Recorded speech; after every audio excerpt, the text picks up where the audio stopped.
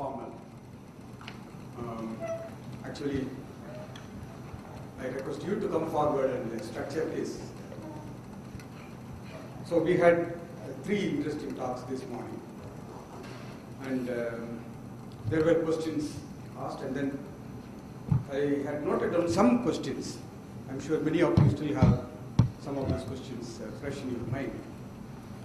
So I thought we could start with those questions and then slowly go forward. Now, one of the things that happened during tea break and lunch break was that people wanted some concrete MIJ.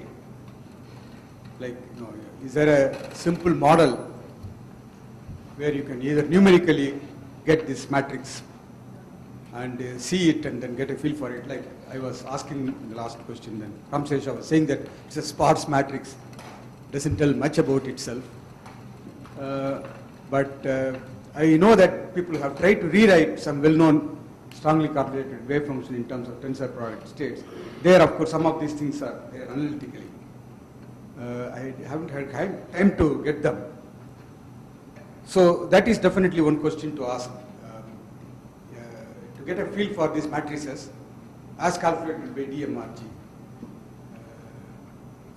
For simple models like Ising model in transverse field in one dimension, which is exactly solvable, or Heisenberg-Hamilton, which is also exactly solvable with the answers. Not that user-friendly method. So this is one thing. And then there were specific questions which Vijay and I raised during Miles's talk, going back and forth with Psi3, some block in between. And there seemed to be some connection between what Ramsesha said and that. So I thought it's a big thing to connect Ramsesha and Vijay and I. So that at some point what I will do is I'll go back and show Miles's presentation and go to that section. And you can raise that question again. And we can see it in the light of what Ramsesha said. So this is roughly what we will structure, we do today. Tomorrow afternoon, of course, we have better things to do in the seashore, watching the sea and so on, apart from listening to talks. Then the day after tomorrow, we will have a formal discussion between this MERA and ADS correspondence. We are trying to get some string theory colleagues to come and discuss about it. So Srikinder will be on the other side. So for today, and also I would like to invite suggestions from you and also questions from you. If you have any particular suggestion how to go about doing these things, it will be very nice.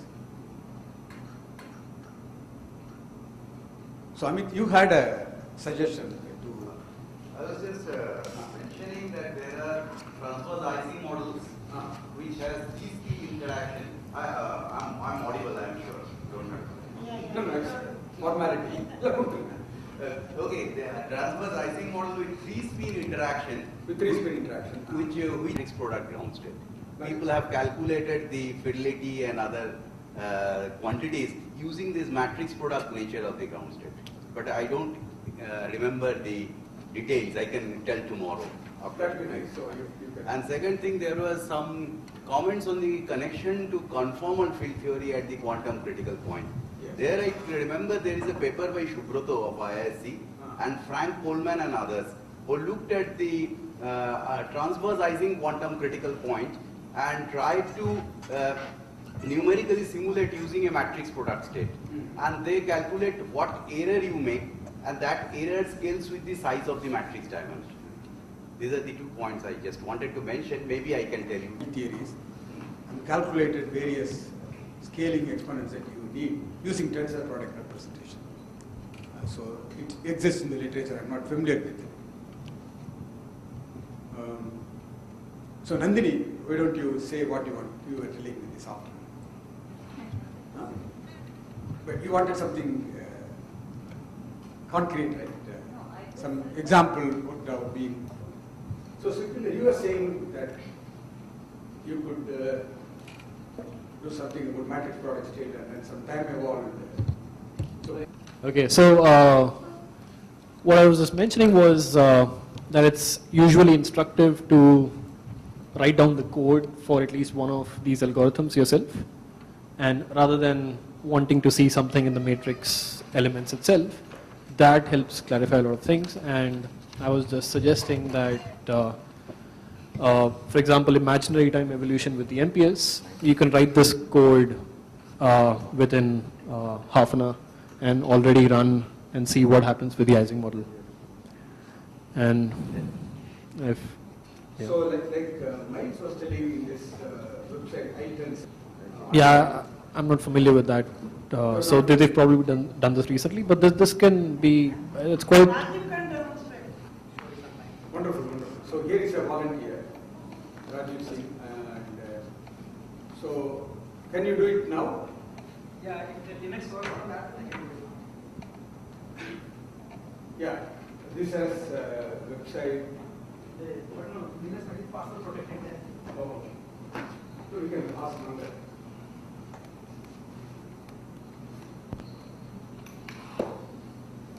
So this is, you will demonstrate. See, I don't know much of the technique, but I'll show how the code, what the code is. It's a short code. You can try to figure out what every various commands mean and what it is actually simulating. I'll show what it is. And will it solve a simple problem? Yeah, I don't know what Okay. problem it is solving. Will give you. Yeah, you can tell us the answer. Question: what is the problem? Yeah, good. There is a, yeah. So here there is a, if you click on learn, there are a bunch of things, and then if you go to code recipes, there is a small code here, perform a DMRG calculation. So there is some explanation here.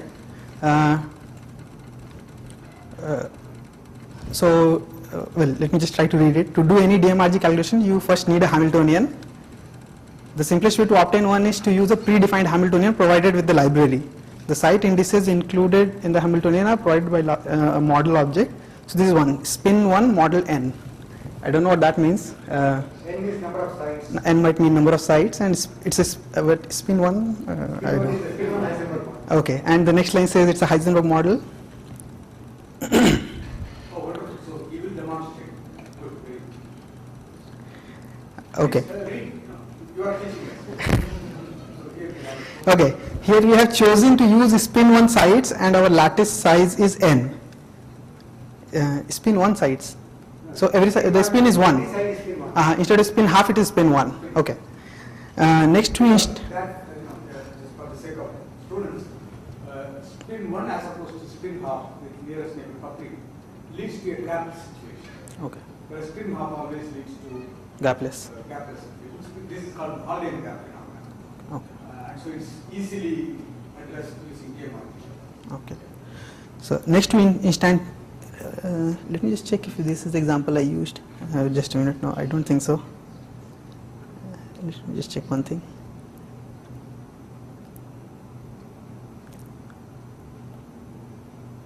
Okay, this is the example. So because here the whole code is there, so I didn't have time to go through everything. So I will just run this code. Please go read through whatever you read. The previous one, Yeah. but the code is not there, so I will not able to show anything. So I will try to do this one. It says measure the properties of an MPS wave function. Here, how to measure some properties of the Heisenberg model wave function by adding to the code from the previous example. Okay, so the one which you are looking just now, I think that code will be extended, so we can actually go through that. Okay, so here we were looking at spin 1 n site model where each site has spin 1, and then this line NPOH is equal to Heisenberg model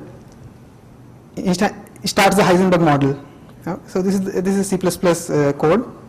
Then we say before beginning a calculation, we need to specify how many DMRG sweeps to do and what schedule we would like for the parameters controlling the accuracy. These parameters are stored within a sweep object. So this is the way. So this is the way to define it. Then set number of sweeps is 5. 5 sweeps will be done, and maximum m is 100. So m, the parameter of DMRG, I think, the dimension which we keep, and the cutoff is 10 to the minus 5. Sorry. I don't know. I don't know. It might be accuracy or something. I have no idea. The part is that I think when some accuracy is 10 to the minus 5, it stops recording. Yeah. Okay. The argument sweep expm is the first in the first line tells the sweep object to exponentially increase the maximum number of states kept in each sweep until it reaches a maximum which is 100 here. So it will actually so it will start. I think it will start with some small value of m, and if the cutoff is reached with a lesser value of m, it will take that value, but it can go up to 100. The maximum m which is allowed is 100. Okay. The wave function must use the same sites as the Hamiltonian. So we construct it using the same model. Okay, this is some so this is some technicality. This is the definition of wave function, MPS psi bracket model. So we are declaring the MPS state. By default, an MPS is initialized to a random product state. We could also set psi to some specific initial state in order to accelerate the DMRG convergence time. Okay. Finally, we are ready to call the DMRG, and this is the line which will call the DMRG. Real energy is equal to DMRG. Psi is our trial wave function, which by default will be a random product state. H is the Hamiltonian, which is Heisenberg Hamiltonian here, this line, MPO H is equal to Heisenberg model, and sweeps takes care of all these things, that 5 sweeps will be done and 100 will be the maximum number and all those things. And yeah, so this is this. And now what we are doing, so that line will do the DMRG function call, will actually run the simulation. And then what we are saying, so here we learn how to measure some of the properties of the Heisenberg model wave function by adding to the code from previous examples. So that's what we are looking at right now. Essentially we need three pieces to take an expectation value of some property. The operator sorry. Yes. I just want to get some conceptual clarity. So Yeah. I think where Ramsesha had done this finite size DMRG, right? Yeah. So he did this infinite system DMRG, had n by 2, and then so I think this code starts at that point in the sense that it sets up this trial density matrix somehow using some trial matrix. So yeah, see, trial is it starts with a random product state as the trial. It's going to do the shifting, zipping and zipping back. So it's not constructing the n by 2 density matrix, trial density matrix from the infinite size. Yes, so the finite size. So yeah, so for example, consider trying to measure the z component of spin on some site j of the Heisenberg chain. This operator is a method. This thing. So what we are saying, we just say so in this line we are saying we will measure the sz at site j. Okay. Likewise, there are operators for the site j spin raising s plus and lowering s minus method. Okay, so this line is actually implicitly built in the library. The next line, there is an efficient way to take the inner product of these local operators with MPS wave function. To do this, we must first call the function psi position j. This step is absolutely vital. It tells the MPS wave function to put all the information about the amplitude of the various spin occupations into the site j. Without this step, we would not be okay. So see, right in the morning we saw that we can, if we have to make a measurement at a given site, we can actually contract everything else. That's what this line will actually achieve. It will say that the site j will be measured, so to try to take care of the wave function accordingly.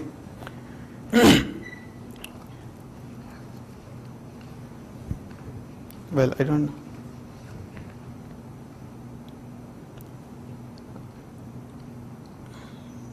Well, after calling psi position j, all the psi dot aa. Yeah, this one has to understand the library more. I don't know what this means. Tensors for n not equal to 0 form the basis weighed by the wave function amplitude. As basis tensors, these psi dot aa do not have amplitude information.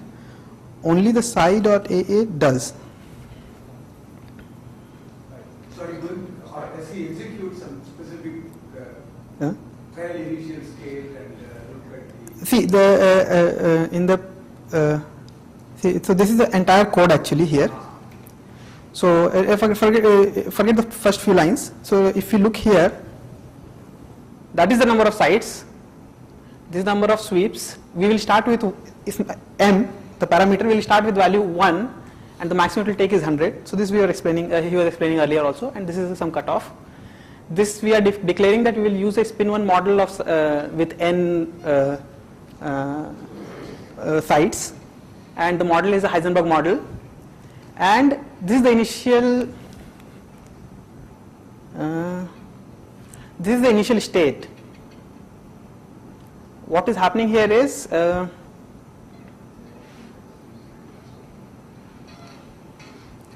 see, I think we are putting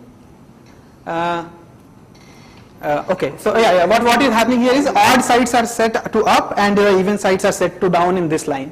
I mod 2 is equal to 1. If this statement is true, if this statement will be true for I odd. If this is true, this line will be executed, which will put the ith spin to up. If it is false, which will happen for I even, it will put those spin to down. So we are using a state with up down, that is the initial state. Yeah. Then so that was that. So then we are this line declares the wave function MPS state. So psi model. So model is our end state model, and initial state we have declared like this, the up down state. So that this line will start that. Then there's some output. Then see, this line was present before. So here what we are saying is so we have question for clarification. yes. Suppose you start with this up down, yeah. It's a very simple factorizer state. Can it return like a matrix product state I don't know. involving? Is it that's all, just kind of one. I see, then you enlarge as you So okay, so in this line we set up the sweep parameters where we will start with m equal to 1, maximum value will be what is chi? What that's I see. yeah. And this line will perform the the DMRG calculation, and En most probably will store the ground state energy, which we will print out in the next line. Now next part of the code is actually going to measure the spin. So this line Sj dot Sj plus 1 by means of S plus and S minus. So then basically it is taking Sz, Ssz, Sjz plus 1 half of Sz plus S minus. Yeah. So then Si minus Sj plus 3 Yes. And okay. So never mind the next few lines. Now what we are doing here, so this is a way to put a for loop in C, C++, etc. So we will go, J will take value from 1 to n, so we will go on every site, and we'll say that, so psi was our wave function, this tensor product state. We'll set the position equal to J, so we'll make the measurement at the jth position for each value of, for every site. That's what we are going to do here. So what we are saying here, move psi to get ready to measure at position J, this is the line. After calling this returns a local representation of the wave function, which is the proper way to make measurements. So as soon as we call this thing, it will do the contraction on the two sides of the site J, and so next time when we try to calculate something, it will do it very efficiently. If this line is forgotten, then everything will be lost. I mean, nothing can be calculated fast. Okay. So we define so psi dot AA is the, I think this stands for the amplitude at site J maybe, and so we declare that as ket, and we declare its conjugate as bra, and then we declare one observable, which is the zth component of the spin at that site. Sorry, and we take the inner product of this with, see, we declared the zth component of spin at that is our operator, this object, zth component of spin at site J, and we just calculate the expectation value in that state. This object, and we are just printing that out, that thing.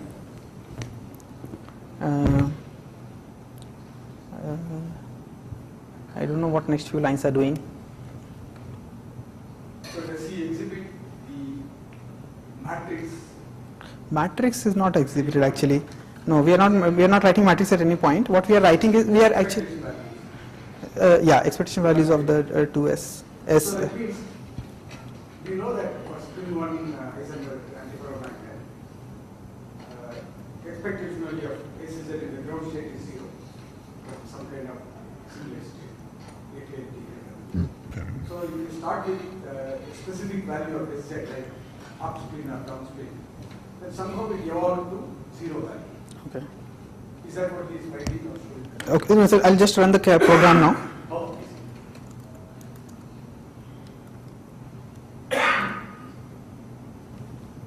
oh, so far it's a program, now it's going to be that. You will learn to run it. Yeah, I have on the home page, na? This is on the website. Okay. This program is on the website.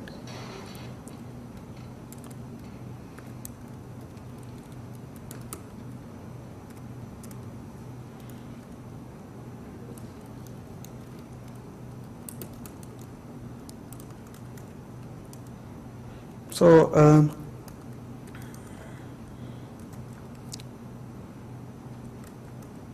so this is actually the same program. So I've just copy pasted it here, and I've already compiled it. So let me just run it. Oh, I see.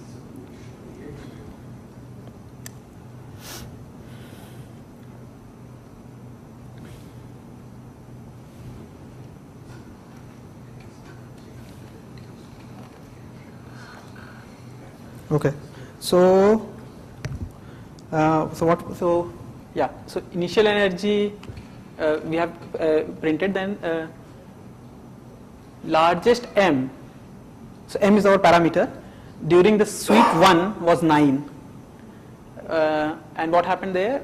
Energy truncation error was 10 power minus 6, 18 10 power minus 6. Eigenvalues at central bond are these values.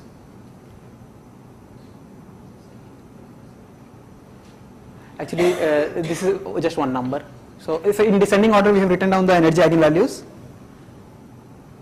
Energy eigenvalues? No, density matrix eigenvalues, not energy eigenvalues. Yeah, density matrix eigenvalues. And the energy after sweep 1 is this value. So this was our random, no, not random state, the up-down state. Its energy was this. So after one sweep, we have got this energy. Then it takes the next sweep. So we are going to take 5 sweeps. In the next sweep, the m maximum value took was 16. It cannot go beyond 100, but it doesn't go beyond 17 actually in this simulation. Sorry. And again, there is some truncation error. Again, we have written down the eigenvalues of the density matrix in descending order. And well, oh, in one step itself, it has sort of reached the. Maybe the initial condition of is special. I don't know. Okay, so this is how the energy is reached. Yeah. Now we see also telling about SIZ as a function of position. SIZ as a function of position. Yeah. So that has That's a very important one. Yeah. So that was one of the primary reasons for here marking. I will comment on it. So we have actually written 2 files. One of the file is this. This is the value of SZ There is some nice physics there. at ith position. I don't know it is ith position or yeah, it is ith position because there are 100 lines here. Yeah. So I don't know what this is. Did you want to say something? I can plot it if you want. I will come to the blackboard. We will. Yeah, where to plot it? Okay. Legs, please. With some amplitude, spin is up. So it is as if it is oscillating. Similarly, at this other end, you find. So, exactly, right. So, where you going to explain this? I don't know. This is something beautiful. So, suppose you get a closed chain, there won't be any such oscillation. If you have an open chain, there is a quantum number fractionization in this problem. In the sense, if you take the boundary and then integrate over the spin, you will get exactly spin half. So it is as if this spin 1 chains, spin 1 spins which are interacting to Heisenberg antiferromagnet manage to form singlet among themselves. But at the end, it leaves half of their spin. Half of a spin 1 is spin half. So half of another spin is spin half. So that's a beautiful example of You can actually write out a valence bond. valence bond. So tomorrow, Ditman will explain it in an extreme limit called valence bond. Their basic idea is saying that you take a side and imagine it's made up of two spin half moments, and then a state like this corresponds to a case in which this this quark is coupled to this quark and forms a singlet, and this is coupled to this and forms a singlet. So it's all happy, but when you come to the end, you find there is one uncoupled spin, so this is spin half moment. So in the AKT model, what you find is you have two loosely chain length, very large. You have a free spin half moment here. You have a free spin half moment over here. Then when you move away from AKT Hamiltonian and move to Heisenberg Hamiltonian, what happens is this spin half moment starts spreading. And that is what you see as an oscillation. So that is an exponential thing with the gap. Exactly. So if you extract length scale from this exponential decay, you can convert it into an energy scale, and that will be the gap of this particular number. So DMRG became famous when they were able to evaluate this unpaired spin at the end very, very accurately. So this is very transparent in the AKLT model, which Ditman will discuss tomorrow. Like there is one unpaired spin here and another unpaired spin. So this is a very nice example of quantum number fractionization, because you expect out of a spin system like this, excitations will have delta S are changing by one or spin one excitation. But here you have that, the spin of excitation at one corner and the spin of So I get confused because there's also some Z2 symmetry that is broken, right? Because you see, by hand. By hand? By hand. Because, in fact, this is a very important point. So if you are very careful, what happens, this spin off and this spin off will form a singlet, and it will be all disappear. So you have to apply a little bit of bias from the beginning, because we chose bases in which up, down, along these lines. So it's because of his initial choice. If you have chosen it to be in this direction, then it will be slightly different. So if you solve the problem exactly, it will be a total singlet. But then that's one component of a singlet will be one loose spin here, another loose spin, forming a very weak singlet. You can easily excite that, convert them into triplet state. Here he has biased it by the initial condition. And also this spin one model also contains something called topological order, which is also very clear in AKT model, which Ditman will explain. So I Proceed, whatever. no, so that's all I think, and I think one more quantity was measured. So let me just check what that was. So in a sense, now you measured it, right? You did the calculation. And Yeah, the simulation which ran just now. So this was the result of that.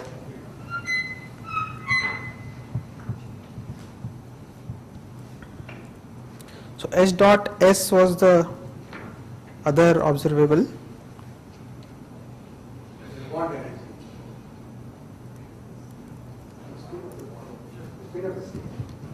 Spin. You start. Is for the total. So this is H dot S. So that means, I think those. I think there is some font problem. Those boxes means minus sign. yeah, so this is also, what happens is the spins in the middle of the chain are very happy. Their spin objects are nicely bonded.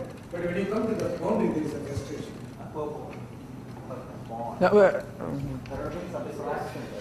It's also negative. It's actually it's also negative. I think that box. Negative is fine. H dot S is negative is fine. I don't know. No. See, this mean value is. Oh, so it is Si dot Sj. Sorry, Si dot Si plus 1. Neighboring. Oh, okay.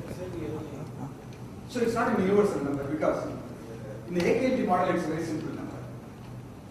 Whereas here it will be something different. But I see. So it's nice that the energy density also has oscillation in the operator. So this, I think the point of this exercise was that this is a 2-point observable. Mm-hmm. 2 points. SI, so you had to, in the calculation scheme, you had to put 2 red dots and then average over the rest of the things. So the previous one was just a 1-point thing. So that was. So we also, since you have done this, there is this topological order in this. Some operator, I don't know.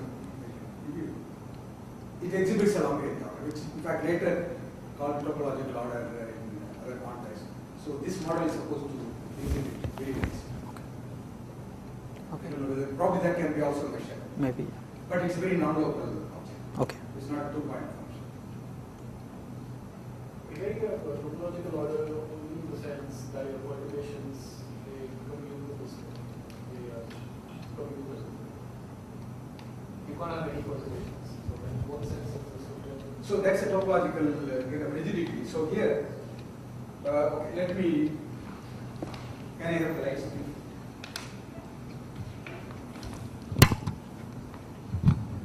So there is a topological order in this state in the following sense.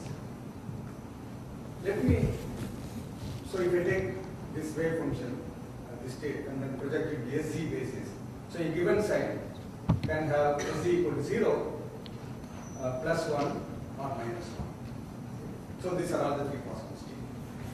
Now I open this wave function, and then what I find is, according to, when you do this analysis, what you find is a sequence like this, plus 0, 0, 0, and then minus 0, plus 0, 0, 0, and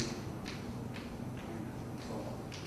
That is, amplitudes, that wave function that contribute to this final state, are non-zero amplitude only for configurations like this.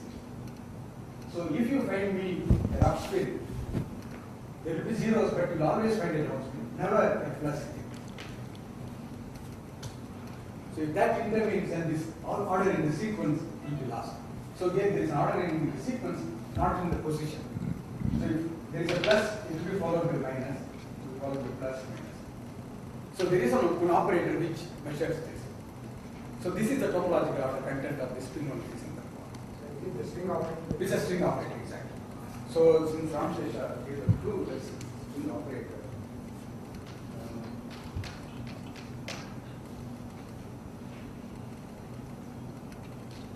Yeah, I think it's some operator like this. I running between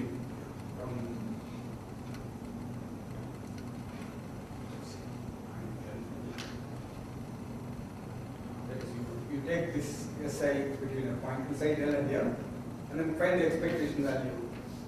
It remain non-zero as L minus M. Sorry, but the concept of topological order, Yeah. you usually also demand that this quality would remain robust under the conditions. Correct, exactly. So this is exact, this is can be exactly shown for a KT model, and then add to a KT model extra perturbation which will make exactly like I said. Right, but this perturbation has to be SU square. Right. Can't break the SU square. That's right, exactly. This is the symmetry protected topological order. So the AKT Hamiltonian has some term like this. Whole square.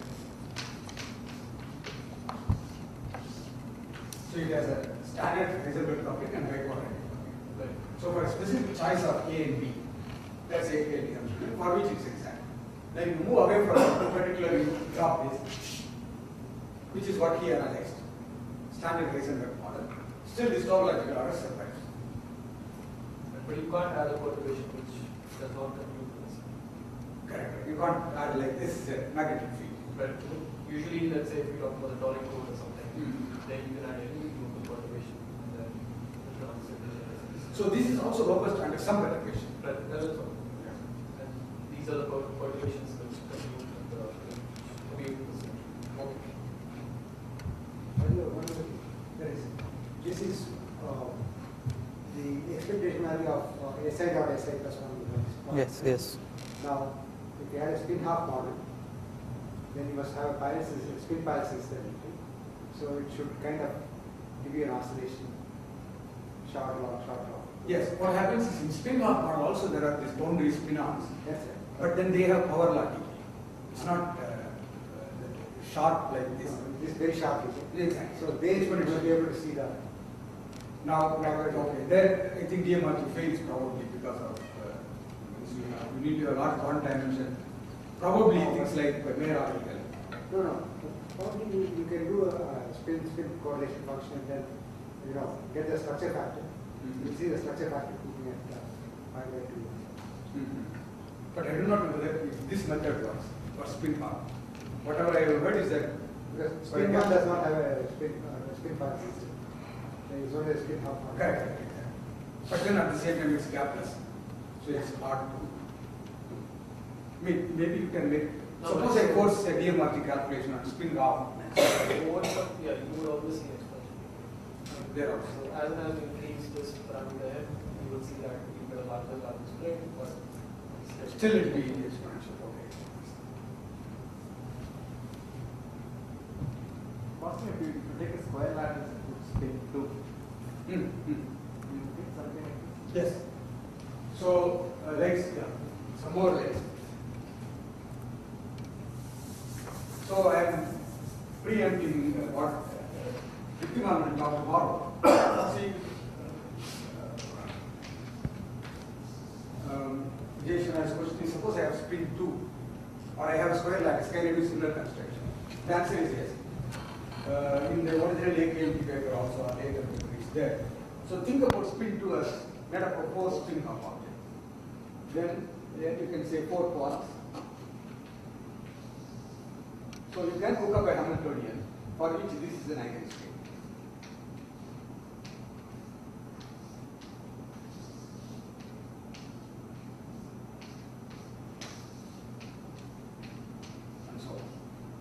So similarly, if you have a honeycomb lattice, you can construct a spin 3 half because there are 3 numbers.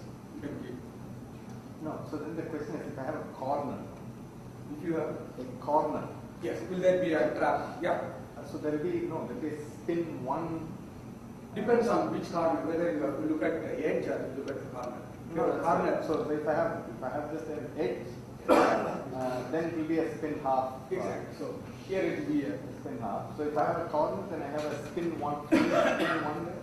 I do not know. Either spin 1 or spin 0. Because they may get paired. Spin 0 also, yes. They may also. I don't know. How can they get there? Because that particular side still has to be spin 2, so there's not a spin 1. Spin 1 cannot be there. Okay. Very nice. So there will be 3 states, 3 corner states corresponding to. Yeah, I think similar things will go. There are interesting surprises. You go to 3 dimension, like with 6 spin 3, you expect it to be a spin liquid. Then you find long range order. Even though you have written a wave function which looks like a singlet, manifestly, but long range order develops and you get amplified. This is Parameshwar Shank, Parameshwar Siddharth and Shivaji Sondhi. Sumati, you had a question. Okay, great. So, please go ahead. You are. So, I think that's very nice. Thank you very much. It illustrates that items that can be used by us. Now I feel confident that you go and look at the website. Okay.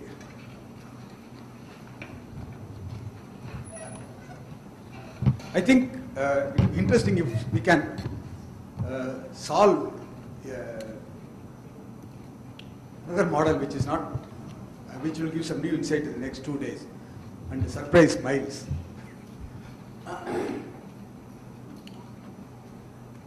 Is there any, Rajiv, is there any discussion about Hubbard model in this I-tensor site?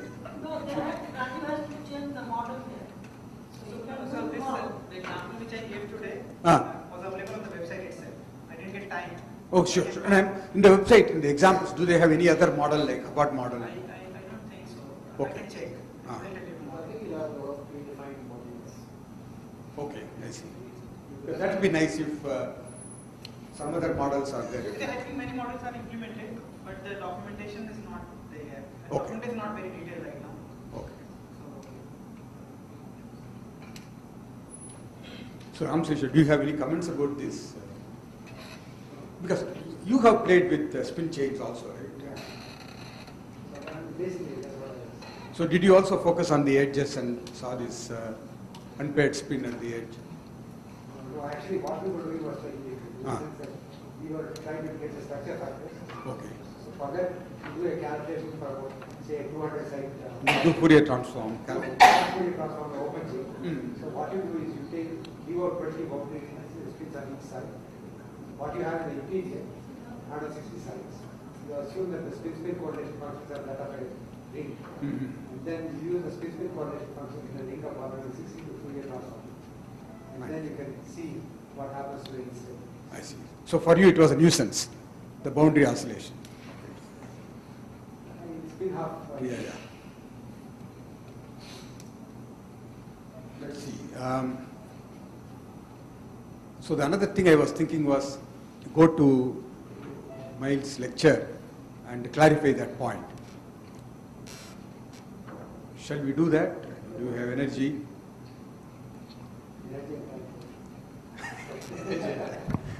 Okay, maybe with that we can close. So that will be.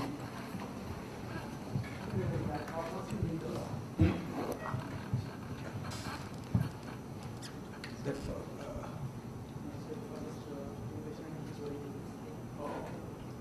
You may be able to just mount the Windows partition. We didn't have to shut that down. You could have mounted the Windows Actually, I partition. have the presentation in the memory stick also. Yeah.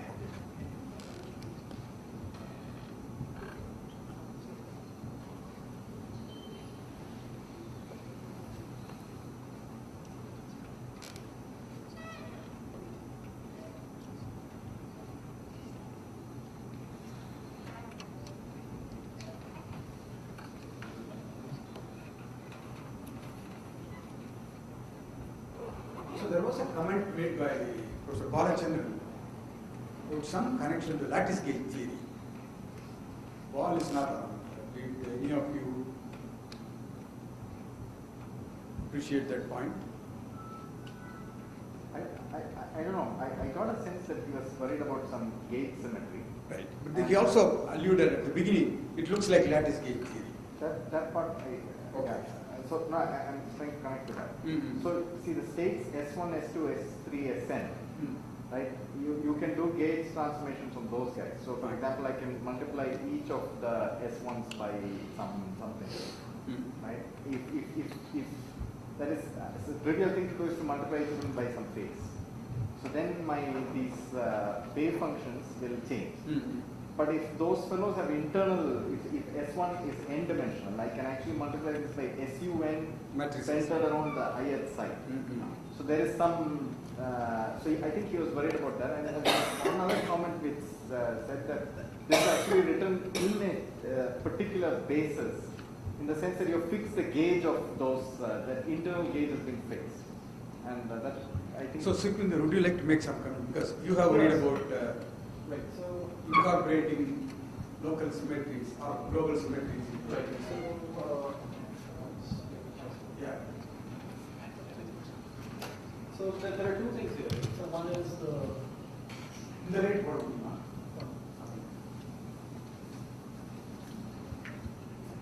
so one is your length body wave function, and the other is we're just using a representation for this. So I think what you were saying and what he was saying was that so there are two things. This is a wave function, and this is how we're choosing to represent this. And suppose I have one given representation. I can always on this bonds introduce a resolution of identity of each of these points. Right? So x inverse and maybe y inverse and so on, and then let's say multiply y and x inverse into this guy over here and so on to get a new MPS representation for the same state. Right? So there's some gauge freedom in choosing the representation for the wave function. But in lattice scheme, in a lattice gauge theory, we actually talk about the gauge symmetry of the wave function. So if I have some group and I'm actually transforming these open indices now. Yeah, this is our. Notice that over here the gauge transformation is an internal interface.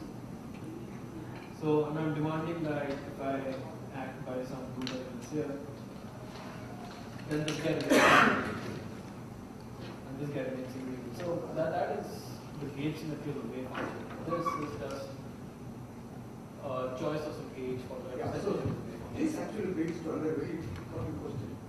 Do these dummy variables which you are integrating over, what do they mean?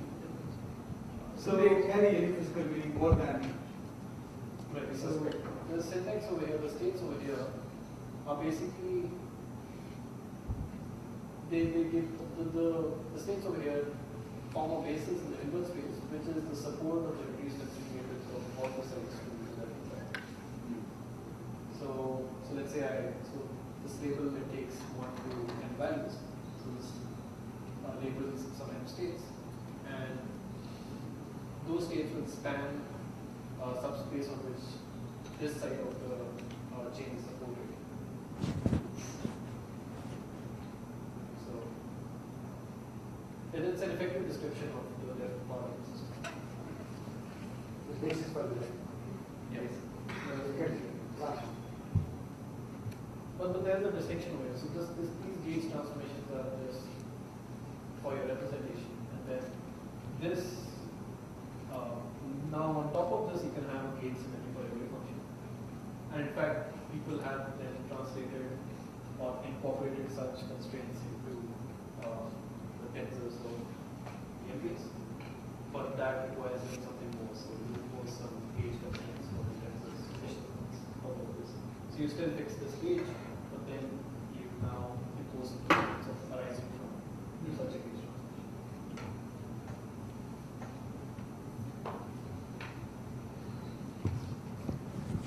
So maybe we will close with so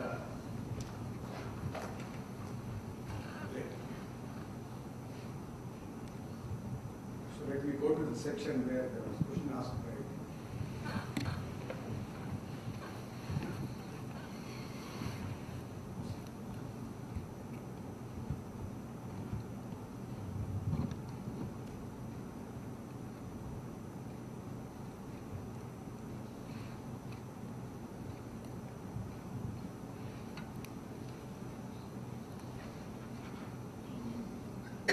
remember where it was. I think you need to keep going down. Going down. Yeah. Right. Yeah. Okay. Keep going. Next. Yeah. Yeah. This is the starting point. Yeah, oh, Yeah. keep going down. Yeah.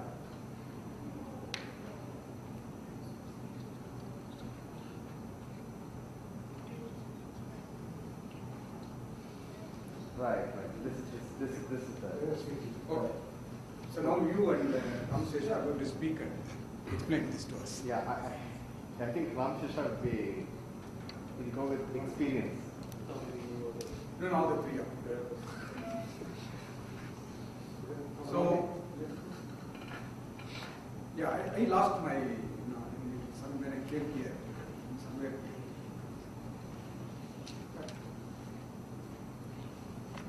I was asking the question about this Hamilton.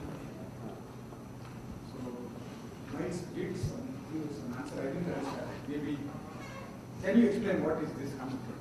So since I'm new to this, I can try so that I learn from the mistakes I make. See,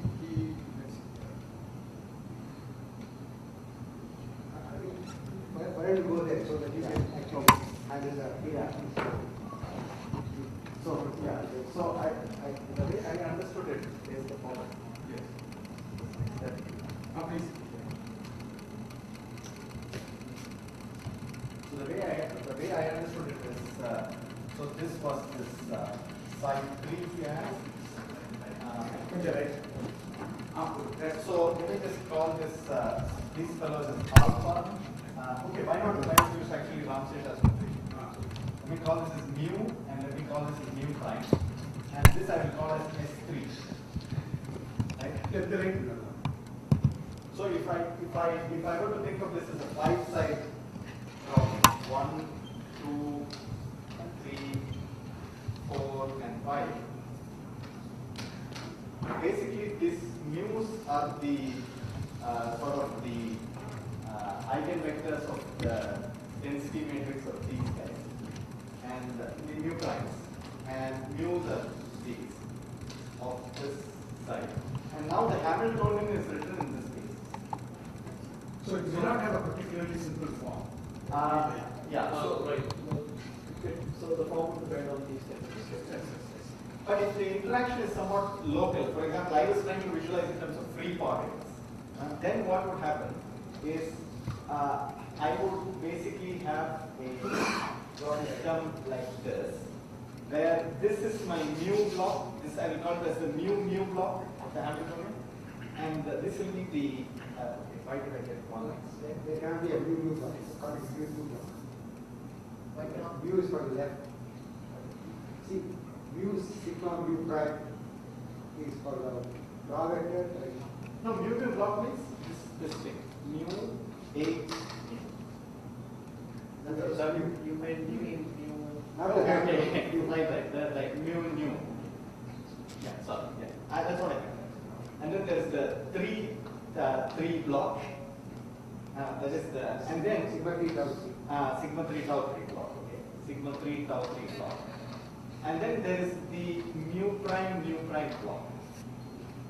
Right now, I think for some simple Hamiltonians, what would happen is that you would of course have some terms here and some terms here. And I think what will happen is that you will get only terms here and here. So for example, this will be completely zero. Is that correct? So the left will not couple directly into the right. It will only couple through S3. But even considering I'm not even sure that form, I don't know which conditions you get that. This form. It will be all coupled. Depending upon the number of particles on in the left and the right side, if you are looking at a covered Hamiltonian. Let's just look at Heisenberg Hamiltonian. Okay, Heisenberg Hamiltonian also different MS values you have for MS of mu, MS of mu prime, and then MS3.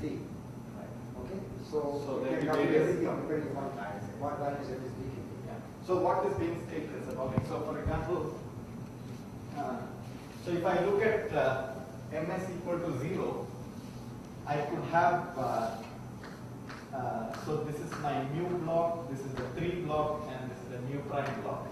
So I could have, say, up, down, up, or I could have, this is for ms equal to half.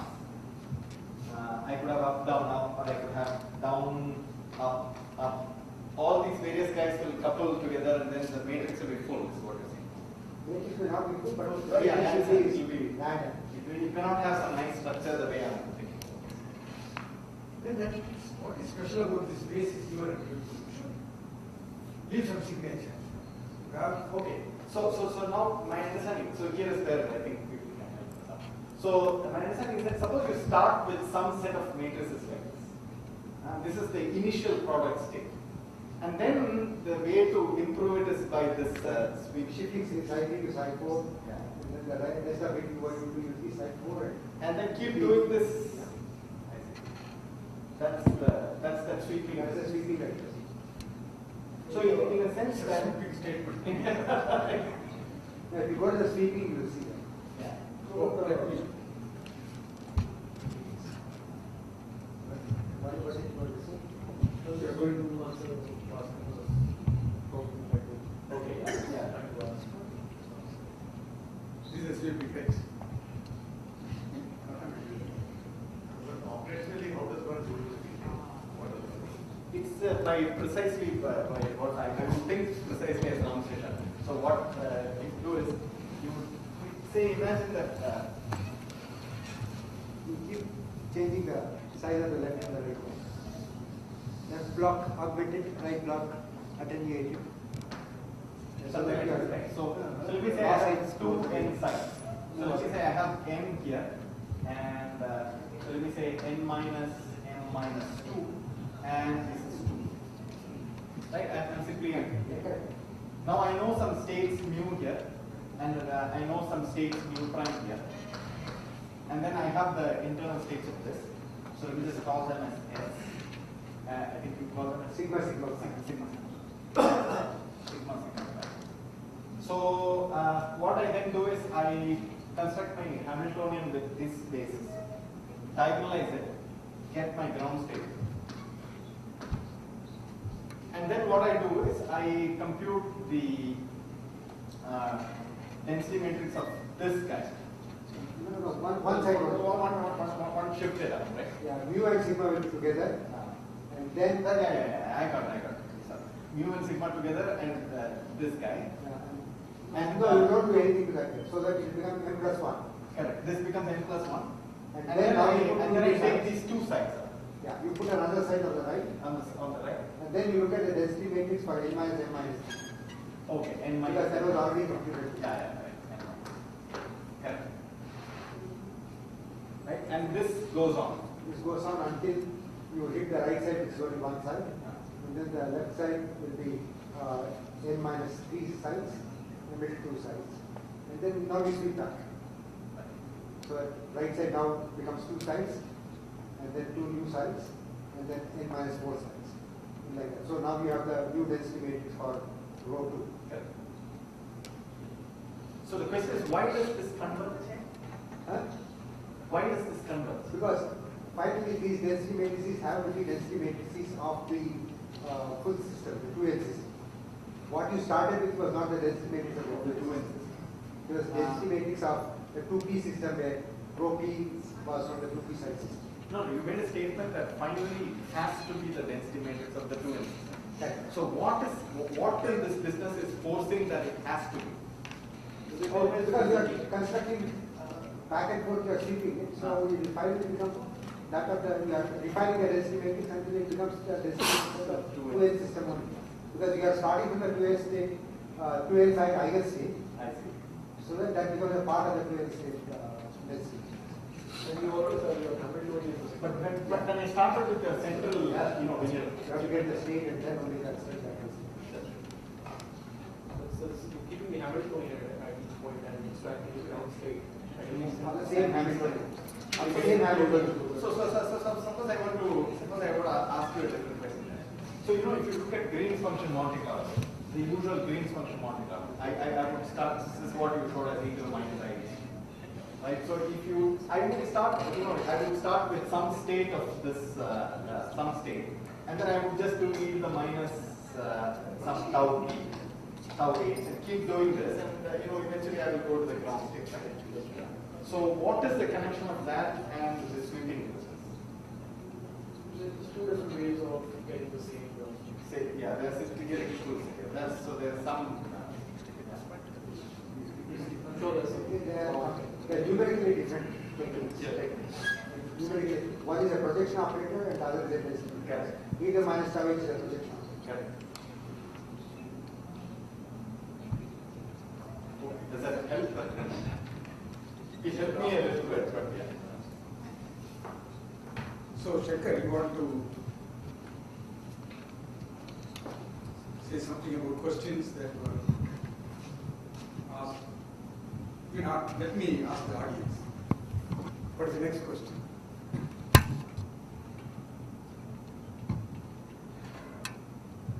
So the question is, it's 5 o'clock. So we had a long day. What kind of models can be? Typically, where can we use? So, as I think Supindra and also Mike said that whenever the system is a good gap, this is excellent, like AKLT model, one-dimensional Heisenberg spin chain, and Hubbard model at half filling, where you have a charge gap. 2D has been used. 2D, I think that's where the frustration is. You cannot enlarge it because if you literally enlarge it, the computation time becomes You can do it for thin strips. I think people have done it for about, this thing, 10 leg ladder.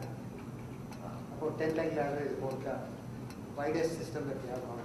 So you still try to mimic it one dimensional, but then have a finite breadth in one direction, and then keep increasing it. And, people have done it for the Kagome lattice spin problem, and also in TJ model and various things. And there are problems. For example, there is one method called IPEPS which has been used to analyze TJ model, and it amplifies the stripe instability enormously. It gives you a very large charge order. There was a nice comment from Sandra Saramodi. In fact, very properly it should not be there. So when it comes to two dimension, I think you can tell me. There has been ideas like even this Mera is suited to two-dimensional gapless system. Then when it comes to spins and charge degree of freedom behaving differently, the structure of Mera has to be different. So there are ideas and preliminary works. Can I just ask the question in a different way? Yes. So this entire tensor network game, what problem has it solved, or what new insight has it given on any problem for which we did not have any insight before? Good question. Quite, I mean, so I think like Bhaskar was saying, so these methods have recently started, people have recently started using them for actually hard problems. So before this, we were just using some confidence building. The KMRG have been used for the last. I think the way I have understood is tensor networks allows you to go to higher dimensions conceptually in a framework which is very similar to the Right. It's a generalization of it. So basically that's the point. So like two dimensions, if you have the anti-ferromagnetic on a Kagome lattice. So you will have a mu left, mu right, mu top, mu bottom, and then a spin sticking out. And then now you trace over the left, right, top, and bottom, then you will get the matrix product state corresponding to the two-dimensional network. And similarly, you can do the three-dimensional network. So the point is that conceptually it is easy to extend it to higher dimensions. But what have we learned new? That's what he's asking. So as I was saying that there's this. So actually, I think what have we learned new is not the right question to ask, because then there's nothing for us to do. Where is it possible? Where is it? I mean, what directions are possible? Possible, right? To get to this? Because if it's already a done problem, then you know. So to me, now to answer this question, this ADS CFT correspondent always was mysterious to me, continues to be mysterious. Can you please expand ADS? Okay, anti-de Sitter space and conformal field theory correspondence. Apparently, if you look at a three-dimensional quantum field theory, gapless, if you look closely, you see a one extra-dimensional gravity world. So D plus one dimension, and you're using things are simpler in that world, and you can compute strong coupling quantities. This is what people say. But when this involves a lot of mathematics and a lot of geometry, I never understood it. But when I read this Mera answers in some detail, it was very beautiful that you could see there is a renormalization scale and this scale structure. So that was definitely new, which was not there in any variation of wave functions that I am familiar with. So that and I've seen people keep talking about central charge. correct. Okay, and then velocity or something like that. So they try to extract from the DMRG wave functions up in the models, these quantities. Right. They are apparently Very conform proper. with So this is in 1 plus 1. Yeah, you want to Right, I mean, you can compute a lot of conformal data using either MPS or the way. But what I don't know is I don't have conformal field theory. Neither do I. But we have experts in math science. The next 2 days we can. So on that point, is there a known problem for which there some new insight has come out of this? So the example I was again giving was the guitar model on music. I wouldn't say that new insight. I mean, this is just beginning groups. People just started using this to look seriously at these hard problems. But for example, for the guitar model, we can go up to 108 sites. 108 sites on the Kagome lattice. And I think before that, the best results were exact diagonalization for about. So no, this is not a table. This is Kagome lattice problem. Yeah. Yeah, right. But J1, J2 is still J1, J2 still up. Okay, there are two family of problems. One is one spin half Heisenberg model on a Kagome lattice. there are lots of results in the past. Some people say it corresponds to a valence bond solid, some people say it's a liquid. Now, EMRG made some contribution, and then this tensor network now seems to have converged something which was not possible before, saying that it's a spin liquid, numerically. Then recently there are attempts to understand, which is what Mitri will do tomorrow, so-called J1, J2 model. Square lattice competing interactions. There seems to be some spin liquid phase and many interesting things. So these were things that were not possible to address so accurately in the past. No, but problem is a debate. It's not like people are believing that result is correct. Exactly. So it has started a debate. It has given a beautiful, perhaps controversial result. So people are challenging it. Because in that model there is a region where the two competing interactions fight, and some people thought that it would be a crystalline valence bond, solid phase. Recent result shows it's a liquid, and somebody has challenged it.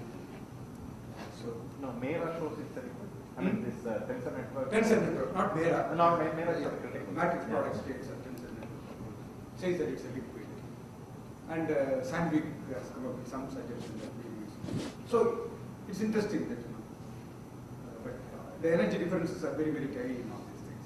But we are people of Hubbard model. So what is doing this tensor product in Hubbard model? We are preparing groundwork Any try? to conquer, Everest. We have to name small nearby hills. That's what we are doing. No, the question is, we are Hubbard model people. That's what Hassan says. We want to solve Hubbard model in 2-dimension of TJ model and prove high temperature superconductivity. At least that's my ultimate aim, ulterior motive. But these are all definitely things to understand. And in fact, one of my aim was to talk about that, so-called Grassmann and tensor network stage. Now I will not talk about it. Conveniently, I have fixed Amshesha's talk. So can the correlated system be studied as a function of filling using DMR?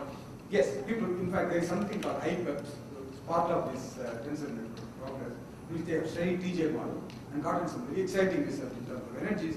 But if in terms of physical properties like charge density, where there seems to be too much of density wave pattern, so that is under question.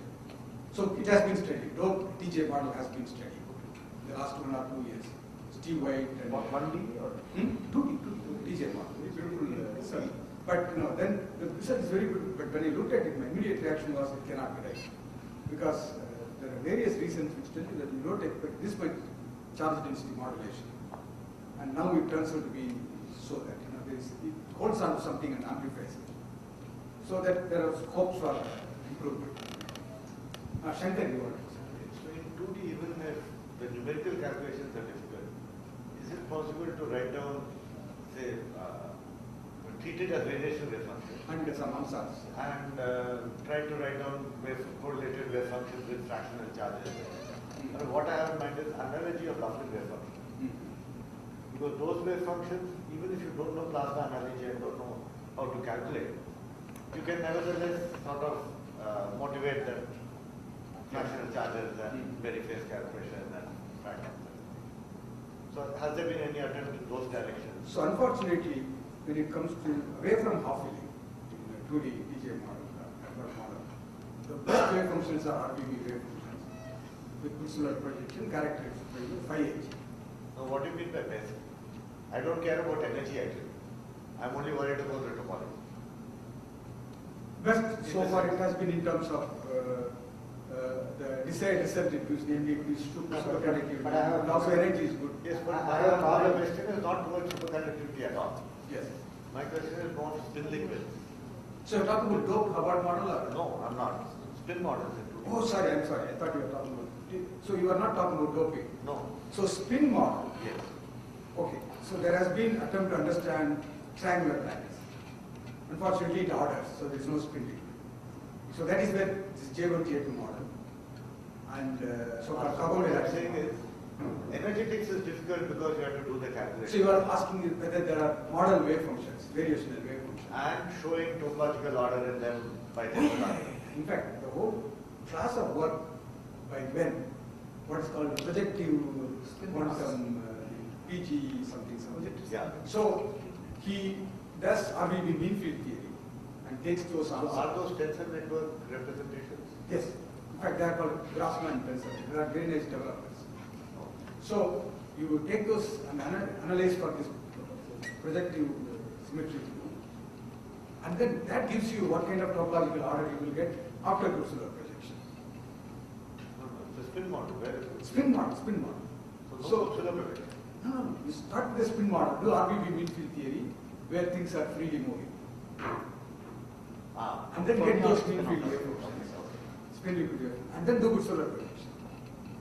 So where does tensor network come in? So this can be rewritten in using Grassmann variables like a tensor network. That's called Grassmann tensor networks. These are very recent developments. And, I think our next conference should be on fermionic tensor networks. So there are very exciting things going on. Unfortunately, we will not be able to touch upon. So even the quantum double models, so these other models, so I think generalizations of the Turing code.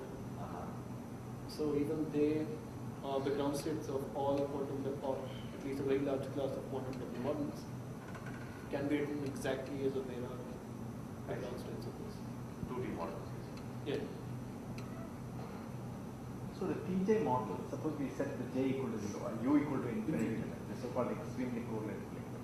Has there been any Tensor network operation, not as per se. It will be very interesting. So there is a lot of scope within spin models and globe spin models. I think it's all just the beginning, as far as I can see. And also I should say that most of the approaches are very numerically based. There is a beautiful structure behind, but at the end, you have to use computers in a very powerful way to extract results. Whereas in the slightly modern times, you can write down a RBB wave function and then get away by hand waving arguments and doing some heuristic thing. Now you can't get away with it. You have to go to height and search. Okay, I think we had a very good time today. So I hope you all enjoyed it. So enjoy the rest of the evening. But please remember to solve one problem tonight. And we'll meet tomorrow at 9:30 sharp. The first talk will be by Miles Schoenmeier. So we will meet you tomorrow. I think dinner will be served in the same place.